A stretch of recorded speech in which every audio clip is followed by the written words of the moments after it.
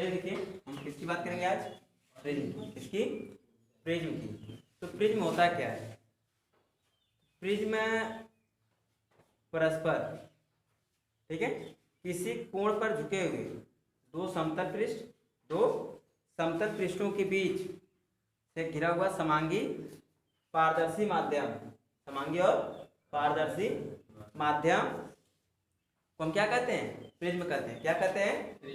Prism कहते हैं। यानी दो समतल पृष्ठ द्वारा, इनके द्वारा दो समतल पृष्ठों द्वारा परस्पर घिरे हुए समांगी पारदर्शी माध्यम को क्या कहते हैं?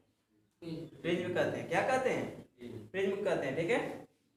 या फिर किसी समांग पारदर्शी माध्यम, किसी समांग पारदर्शी माध्यम का वह भाग, ठीक है, जो क्या किसी कोण पर झुके हुए, किसी कोण पर झुके हुए दो समतल पृष्ठों के बीच स्थित होता है। अब ये देखिए, यह पृष्ठ आपका क्या है? समतल है, और ये पृष्ठ क्या है? समतल है। और यहाँ पर ये कोण बन रहा है कि नहीं बन रहा है? बन रहा है ना। तो एक पृष्ठ आपका यह हो गया, दूसरा पृष्ठ यह हो गया। अगर हम इसको छोड़ें और इधर से बात करते हैं, देखिए आप देख रहे हैं एक पृष्ठ इसका है, दूसरा यह हो जा रहा है ना। तो ये प्रिज्म जो है हर तरफ से क्या होता है? त्रिभुजाकार होता है। कैसा होता है? त्रिभुज के आकार का होता है, और ये पारदर्शी होता है, ठीक है। तो त्रिभुज के यानी कि इन्हीं दो समान कैसे समतल पृष्ठों के बीच जो झुका हुआ है ना, जिस पर ये झुके हुए हैं, वह कैसे माध्यम में, कैसे है पृष्ठ? पारदर्शी और समांगी माध्यम है ना। ये क्या है? प्रिज्म है। प्रिज्म में प्रकाश का अपवर्तन हमने देखना है। प्रिज्म में क्या देखना है? प्रकाश का अपवर्तन। और इस प्रिज्म में है ना, आने वाली प्रकाश किरण जिस तल से होकर के या जिस पृष्ठ से होकर क्या होती है? अपवर्तित होती है, वो कौन सा तल कहलाता है? अपवर्तन तल कहलाता है। कौन सा? अपवर्तक तल कहलाता है। यानी कि आने वाली प्रकाश किरणें जब प्रिज्म में प्रवेश करती हैं, वहां से या जिस तल से क्या होती हैं? अपवर्तित होती हैं। क्या होती हैं? अपवर्तित होती हैं। तो उसे हम क्या कहते हैं? अपवर्तक तल कहते हैं, ठीक है, या अपवर्तक पृष्ठ कहते हैं। असमय। इसके बाद अपवर्तक कोण। तो अब यहां पर बात आई, तो अपवर्तक कोण हम कहते किसके हैं? तो अपवर्तक पृष्ठों के बीच जो कोण बनेगा, अपवर्तक पृष्ठों के बीच जो कोण बनेगा उसे हम क्या कहेंगे? बोलिए। हाँ, अपवर्तक कोण कहेंगे। कौन सा कोण? अपवर्तक कोण, या फिर प्रिज्म कोण कहेंगे। क्या कहेंगे? प्रिज्म कोण कहेंगे, ठीक है। अब आने वाली प्रकाश किरण जैसे प्रिज्म में प्रवेश करेगी, क्या करेगी? प्रवेश करेगी, और अपने मार्ग से जितना अपवर्तित होगी, जितना अंश पर अपवर्तित हो रही है, या अपने रास्ते को जितना अंश पर विचलित कर रही है, वो उसका कौन सा कोण होगा? विचलन कोण होगा। कौन सा कोण होगा? विचलन कोण होगा, ठीक है।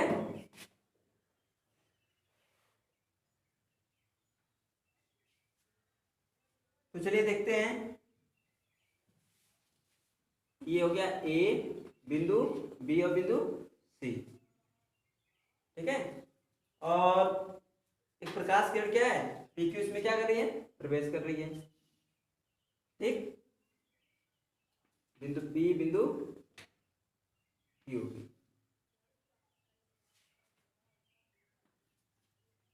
और यहां से इसमें प्रवेश करेगी तो क्या होगी? जब एक समांग माध्यम से चलकर दूसरे समांग माध्यम में प्रवेश करेगी, तो अपने रास्ते से थोड़ा विचलित होगी। क्या होगी? और वह विचलन घटना क्या कहलाती है? प्रकाश का अपवर्तन। अर्थात ये जैसे ही प्रिज्म में प्रवेश करेगी, ये इसके मार्ग में अपवर्तन होगा, ठीक है।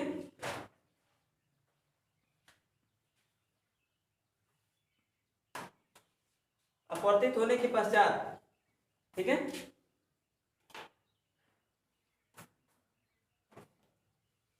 और ये देखिए अपवर्तित कैसे हो रही है? ये इधर इसको जाना था ना, जरा ध्यान दीजिएगा। जाने वाली प्रकाश किरण इसको इधर निकलना था, लेकिन क्या हो गई? जैसे इस यानी कि किस माध्यम से चली है? मिरर माध्यम से चल रही है, निर्वात अथवा बाहर से आ रही है ना, और किसमें प्रवेश कर रही है? कांच में, है ना, यानी प्रिज्म में। तो आपको बताया गया था कि जब प्रकाश किरणें विरल माध्यम से चलकर सघन माध्यम में प्रवेश करती हैं तो किसके तरफ झुकती हैं? क्या होती हैं? अवलंब की तरफ झुकती हैं कि अवलंब से दूर भागती हैं? झुकती हैं। अब यहाँ पर देखिए इसमें प्रवेश कर गई, तो अब यहाँ ये क्या हो गया आपका, देखा जाए ये तल हो गया आपका ना, इसमें क्या अब यहाँ पर क्या डाल दिया जाए, एक अवलंब खींच देते हैं। ठीक है, क्या खींच रहे हैं? अवलंब। और हम इस प्रिज्म की इस पिरामिडल आकार को हटा देते हैं क्योंकि जिससे हमें स्ट्रक्चर में आसानी होगी। इसको आगे बढ़ाइए, इसमें अवलंब डाल दिया गया। अब इसके पश्चात जो प्रवेश किया हो तो अब क्या होगी, जब अपवर्तित हो चुकी है तो बाहर भी तो निकलेगी, क्या होगी? बाहर भी निकलेगी। तो यहां से क्या होगी, इधर की तरफ ये निकल रही है।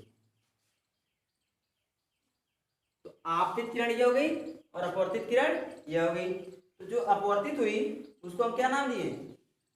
क्रमशः नाम दे रहे हैं ई और यस। क्या नाम दे दिए? ई और यस नाम दे दिए। तो अब ये देखिए इसको किधर निकलना चाहिए था? अगर बात करते सीधे निकलती ना, लेकिन ऐसा नहीं हुआ।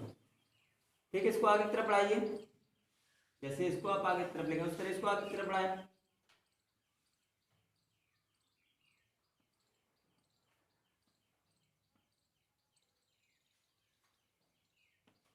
देख रहे हैं ना? तो अब यहां पर देखिए क्या कर रही है, यहां पर काल्पनिक जो हमने आगे की तरफ बढ़ाया है एक दूसरे को काट रही है कि नहीं काट रही है? काट रही है। इसमें भी एक अवलंब डाल दीजिए, यहाँ पर भी अवलंब डाल दिया गया। तो अब यहाँ पर आपको दो तरफ कोण मिले, एक ऊपर मिला और एक नीचे कोण मिला। मिला कि नहीं मिला? तो सबसे पहले बात करते हैं पी क्यू, पी और क्यू आपतित किरण जो कि निर्वात तथा बाह्य से चल करके प्रिज्म में प्रवेश कर रही है। तो प्रिज्म में अपवर्तन के पश्चात, इसके पश्चात अपवर्तन के पश्चात ये किधर झुक रही है? अभिलंब के तरफ झुक रही है। क्योंकि कहा गया था कि जब कोई प्रकाश किरण एक विरल माध्यम से चलकर सघन माध्यम में प्रवेश करती है तो सीधे अभिलंब की तरफ वो झुक जाती है। इसके पश्चात यह बिंदु ई पर, कहां पर? बिंदु ई पर से निकल रही है ना, यानी कि आपतित आई और उसके बाद क्या हो रही है? अपवर्तित हो रही है। यहाँ पर इसको जब मैंने पीछे की तरफ बढ़ाया, ठीक है, जहां पर मिली उसे बिंदु क्या कहते हैं? उसका नाम डी दे देते हैं। क्या नाम दे दिए? बिंदु डी। एक कोण हमारा कहां प्राप्त हो गया? बिंदु डी पर। ठीक है, और इस अभिलंब को भी कुछ नाम दे दिया जाए, यम यम, और इसको नाम देते हैं एल, जे के दे देते हैं।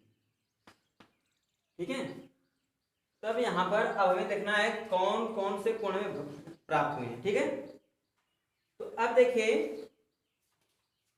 बनने वाला कोण यहां से P और QE, PQE कौन सा कोण मिला आपको? PQE कौन सा कोण प्राप्त हो रहा बताइए? ये वाला कोण। कभी भी आपने अपवर्तन जब पढ़ा उसमें प्रकाश का, तो आपने ये कहा था कि इसमें दो तरह के कोण बनते हैं, है ना? एक को हम साइन आई से, इससे साइन आई से, तथा दूसरे को साइन आर से निरूपित करते हैं। तो साइन आई कौन सा कोण होता है आपका? आपतन कोण।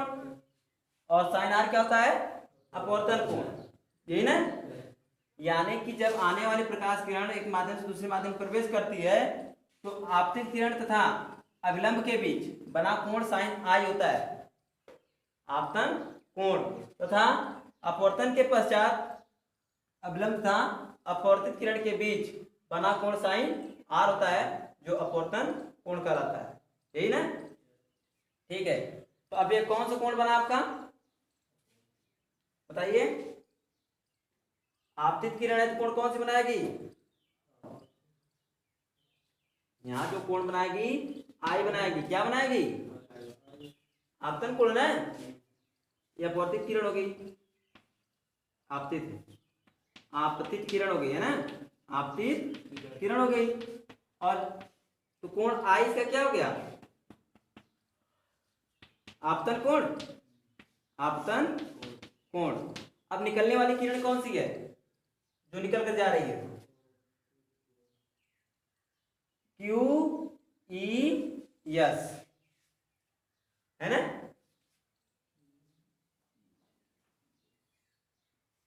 देखिए ध्यान से, यानी कि बात करें क्यू ई एस, कौन सी किरण हो गई? अपवर्तित किरण, है ना, अपवर्तित किरण। तो अपवर्तित किरण भी कोण बना रही नहीं बना रही है? अपवर्तित किरण भी कोण बना रही है। जरा देखिए वो कोण कहां बन रहा है? जैसे यहाँ क्या बना आई, उसी प्रकार यहाँ क्या बनेगा? हाँ, क्या प्राप्त होगा आपको? आर। तो कोण आर कौन सा होगा? अपवर्तन कोण होगा। जो कोण आर है वो आपका अपवर्तन कोण हो गया।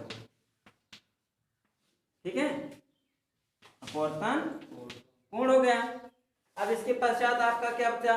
निर्गत किरण कौन सी है और आगत किरण कौन सी है, यानी कि आपतित किरण और निर्गत किरण कौन सी है? तो आपतित किरण कौन सी है? पीक्यू। पीक्यू क्या है आपकी? हाँ, आपतित किरण होगी। लिखे ना, लिखे ये, ठीक है। और ईएस क्या हो गई? निर्गत किरण हो गई।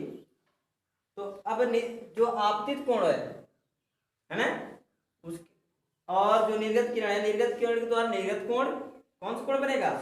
निर्गत कोण। और बिंदु डी आप देख रहे हैं, बिंदु डी आपको प्राप्त हुआ कि नहीं प्राप्त हुआ है?